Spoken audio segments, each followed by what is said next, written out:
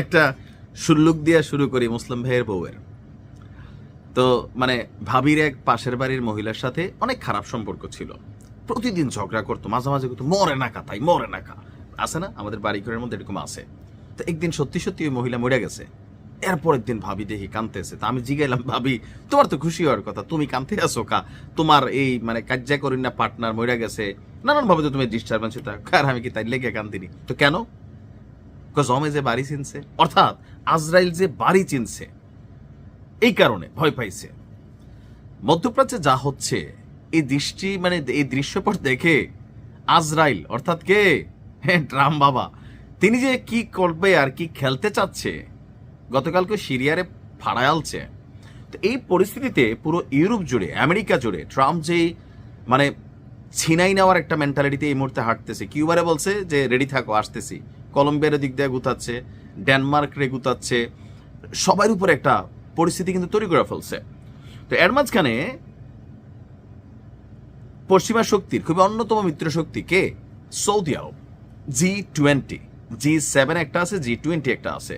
তো G20ও হচ্ছে পৃথিবীর অর্থনৈতিক, সামরিকভাবে বা সব দিক থেকে কানেক্টেড যেই বন্ধু মহল, পৃথিবীর সর্বোচ্চ 20টা দেশ, এর মধ্যে সৌদি আরব একটা, এদিক থেকে একটা শক্তিশালী অবস্থানে আছে।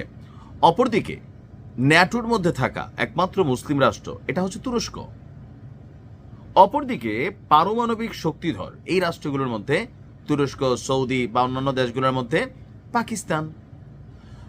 এখন মজার বিষয় হচ্ছে ট্রাম্পের বর্তমান প্রেক্ষাপটকে বিবেচনায় রেখে বা আমেরিকার এই যে সামনে একটা নীতি আসতেছে, কারণ মার্কিন সরকার অর্থনৈতিকভাবে তাদের যে বিশাল একটা ক্ষুধা তৈরি হয়েছে, এটাকে সামলানোর জন্য তাদের অনেক টাকা দরকার, অনেক টাকা। এই জন্য কিন্তু ভেনেজুয়েলা টার্গেট হয়েছে।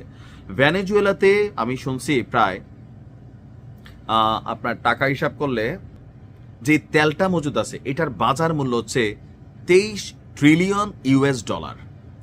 বোঝেন নাই? আপনার 1000 বিলিয়নে 1 ট্রিলিয়ন, অর্থাৎ 1000 বিলিয়ন ডলার, 100 মিলিয়নে 1 বিলিয়ন। সংখ্যাটা বুঝছেন? 100 মিলিয়নে 1 বিলিয়ন, 1000 বিলিয়নে 1 ট্রিলিয়ন। আর এই 1 ট্রিলিয়ন না, 23 ট্রিলিয়ন ডলারের তেল আছে আপনার এই মুহূর্তে ভেনেজুয়েলাতে।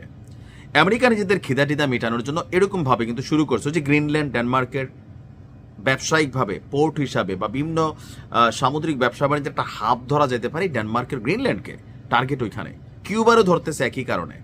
তো এগুলো দেখা পাকিস্তান এবং সৌদি, এটা তো পুরনো মিত্র, তুরস্কের সাথে নানান মতবিরোধ ছিল, কারণ তুরস্ক একটা মিডলপন্থী অবস্থানে ছিল, ন্যাটোর সদস্য, পশ্চিমাদের অনেক কিছুতে মদতদাতা, ইসলির সাথে ভালো সম্পর্ক, তো এগুলো নিয়ে একটা দূরত্ব ছিল। কিন্তু হঠাৎ করেই পাকিস্তান এবং সৌদির মধ্যে যে ন্যাটো স্টাইল একটা প্রতিরক্ষা চুক্তি হয়েছে, খেয়াল আছে তো? যদি পাকিস্তানে কখনো ভারত হাত দেয়, সৌদি ভারতের বিরুদ্ধে অভিযান চালাবে। আবার ধরেন পাকিস্তানে যদি ইরান হাত দেয়, তাহলে ইরানের বিরুদ্ধে পাকিস্তান অভিযান চালাতে হবে। তাদের মধ্যে এই চুক্তিটা আছে যে তোমারে মারলে আমি আসবো, আমারে মারলে তুমি আসবা। এখন এই দুইটা শক্তি যখন একত্রিত হয়েছে, পরিস্থিতি খারাপ দেখা তুরস্ক বুঝতেছে যে পশ্চিমা শক্তিদের পরবর্তী থাবাটা কিন্তু তুরস্ক, কারণ তাদের যে দুষ্ট ছেলে আছে সে তুরস্ককে পছন্দ করে না। তো এখন অথবা এই যে বৃহত্তর ইসরায়েল যে পরিকল্পনা, সেখানে তুরস্ক কিন্তু ঢুকে রয়েছে মানচিত্রে, এবং আমেরিকা যে কোনো সময় যে কোনো সিদ্ধান্ত নিতে পারে। সার্বিক দিক চিন্তা করে তুরস্ক এখন পাকিস্তান এবং সৌদি আরবের যে চুক্তি বা যেই জোটটা, এটার সাথে নিজেদেরকে কানেক্ট করতে চাচ্ছে। হইলে কিন্তু ভালো হবে। কেন? পাকিস্তান এবং তুরস্ক অস্ত্র আপনার কি বলা হচ্ছে তৈরিতে বা বিভিন্ন ধরনের সামরিক অ্যাক্টিভিটিতে তারা কিন্তু যথেষ্ট অগ্রগামী সৌদির তুলনায়। কারণ পাকিস্তানের সাথে কে কানেক্টেড? পাকিস্তানের সাথে কানেক্টেড আছে চীন।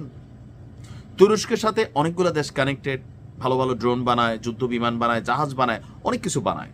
সৌদির কাছে আছে ডলার, টাকা, তেলের। তিনটা শক্তি একত্রিত হইলে খারাপ না, ভালো হবে। তবে ইরানকে সাথে রাখা উচিত। সাহসের অভাব আছে তিনটা শক্তির মধ্যে। সাহসটা আছে ইরানের, প্রযুক্তি, জ্ঞান, বিজ্ঞান অনেক কিছু আছে। এইভাবে যদি একটা আরব ন্যাটো জোট গঠন হইতো, ভিন্ন রকম সমীকরণ হইতো, সাথে যদি ধরেন দুবাই যোগ হইতো, টাকা আছে। পশ্চিমা রাষ্ট্রগুলা বিলিয়ন বিলিয়ন ডলার এই রাষ্ট্রগুলোতে ব্যবসা করে টাকা নিয়ে যাচ্ছে। এরকম 5টা 6টা বা 7টা রাজ্য আমার হিসাবে, এর মধ্যে আপনি বাহরাইনকে অ্যাড করতে পারেন, এর মধ্যে আপনি কাতারকে অ্যাড করতে পারেন। এই 7টা রাষ্ট্র মিলা যদি একটা টিম তৈরি করত, যেটার নাম হবে আরব ন্যাটো। পাইলে আস্তে আস্তে অন্যান্য দেশগুলোকে কানেক্ট করতো। পশ্চিমারা আজকের মতন খেলতে পারবে না। এখন তুরস্কের যে প্রেসিডেন্ট এরদোগান বড়চন্ড ধরিবাস টাইপের ক্যারেক্টার, পরিস্থিতি খারাপ দেখা হ্যাঁ ঠাস করে আইসা ন্যাটোর উপরও তার ভরসা নাই। তার এখন আরবদের সাথে প্রতিরক্ষা চুক্তির এই ভরসা যথেষ্ট ট্রাই করতেছে। যতটুকু শুনছি যে কোনো সময় তুরস্ক এখানে কানেক্ট হবে, হইলে কিন্তু ভালো, খারাপ না। কি যে ঘটতে যাচ্ছে 2026 আল্লাহ ভালো জানে। আসসালামু আলাইকুম।